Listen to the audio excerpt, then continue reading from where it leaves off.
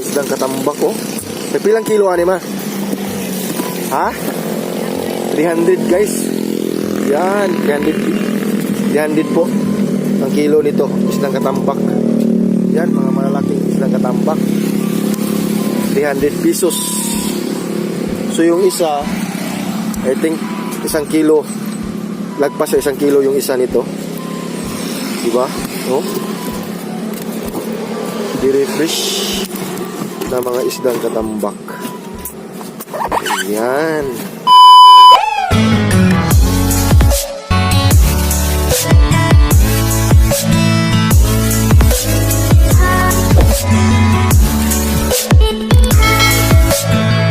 Hi guys! Ayan, welcome back again sa ating channel. So for this video is mag-update po tayo sa mga paninda naming isda. So yung isda namin guys is galing pa po ito sa Kawit, Ibilgin. Dito sa North Cebu po. Yun ang ginagawa ni Mama. Tutulungan ko po siya para matino yung mga ice natin. So ngayon, ipakita ko muna sa inyo yung aming mga panindang isda. Di-refresh po talaga. Ayan oh. So kunin po talaga yung tubig para ulit sa ganima para di makuha ng tubig. Hindi mo lukot ang dugo silang mata. Oo. Kaya nga kinukuhaan siya ng tubig guys para yung mga isda is hindi po mawagi. Oh, ha? Oo, yung mga dugo ng isda is hindi po masagol sa kanila. Yan o, mga isdang katambak or aum. Ha? Ayan. So, kailangan talaga guys, merong ice. Ayan. Yun o, mga isdang katambak.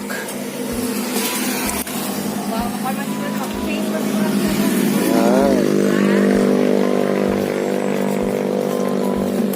Yun o. Ito, malaki to. Yun. Masarap to ito sa gawing pinaksiw or tinula. So, next natin is ito. Yan. Wow, dagko agad ani ma. Yan, mga malaking isda, guys. Mga isdang katambak, oh. May pilang kilo ani ma? Ha? 300, guys. Yan, 300 po ang kilo nito, isdang katambak. Yan, mga malalaking isdang katambak. 300 pesos. So yung isa, I think 1 kilo. Lagpas sa 1 kilo yung isa nito. Diba? Oh. Di-refresh na mga isdang katambak. Yan. Wow. So next natin is itong mga bangus. Yan, isdang bangus. Yan, may mga isdang bangus tayo. Ang isdang bangus, mapila man? Pila?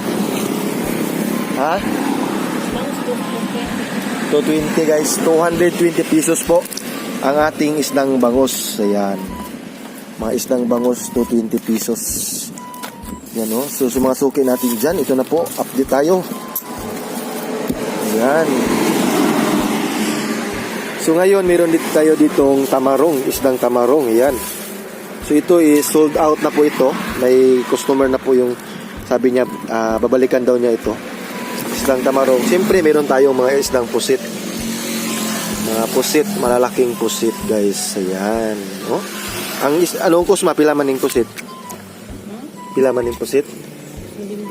290 guys, ang kilo nito, oh. Di-refresh po talaga to. Wow, diba? Yan o. Grabe. Malaki. So parang dalawa, half kilos po yung dalawa nito. Yan. So dito naman meron tayo ditong isdang barungoy. So ito po yung tinatawag na flying fish. Yes. Flying fish yung tawag nito. Mga isdang barungoy. Yun o. Dun pa o. Yan. Magbuwak ko to guys ma. So yun, ang gagawin natin ngayon is magpupog tao guys. Yan. So again, isdang aum na isda. auman na isda, tapos may katambak. Tapos ito, mga malalaking katambak. Tapos mayroon tayo ditong bangus. Mayroon tayo ditong nukos or pusit. Mayroon ding, flying fish or barungoy. Mga isdang barungoy.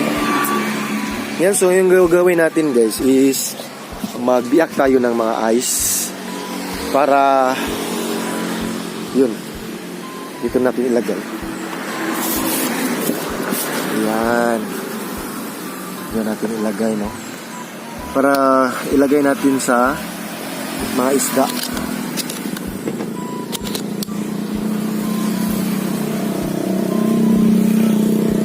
Yan.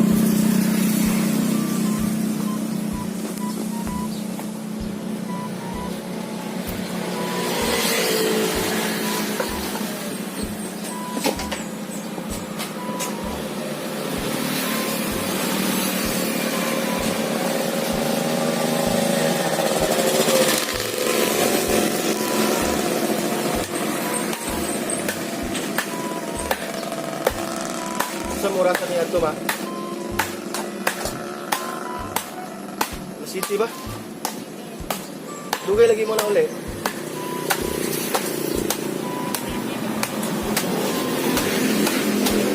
Sa manibig ka?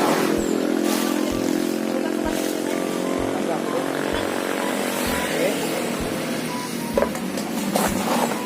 Facial din kasi. Facial ka lang yung ako.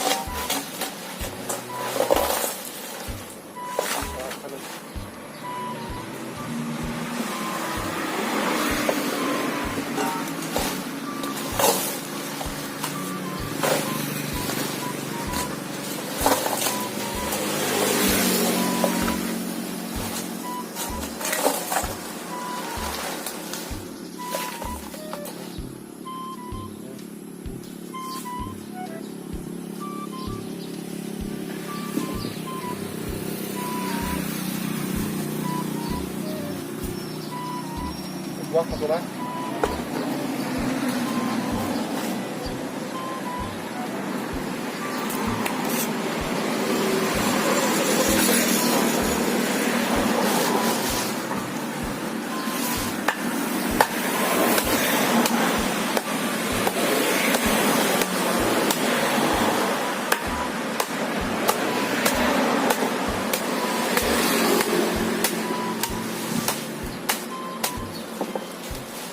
Sa may butang.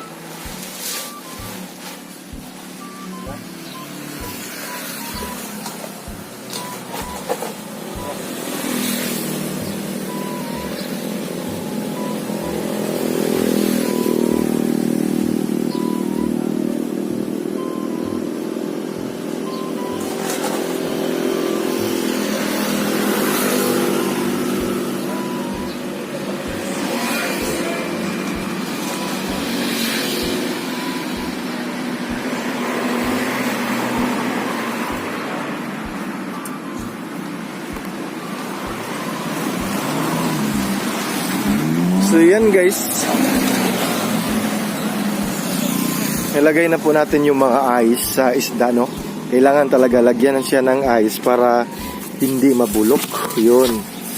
So scattered natin.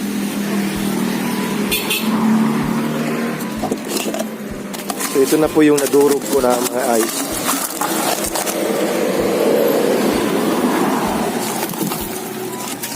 Yan. Para manatiling fresh po yung isda, no? So, kailangan talaga meron tayong ice. Ayan. So, lahat na po is nalagyan na po natin ng ice. Isdang, yun, isdang auman, tapos itong isdang katambak, tapos syempre yung ating mga bangus, at saka yung mga pusit. Ayan. Yung ating isdang barungoy. Ayan. So, yan guys.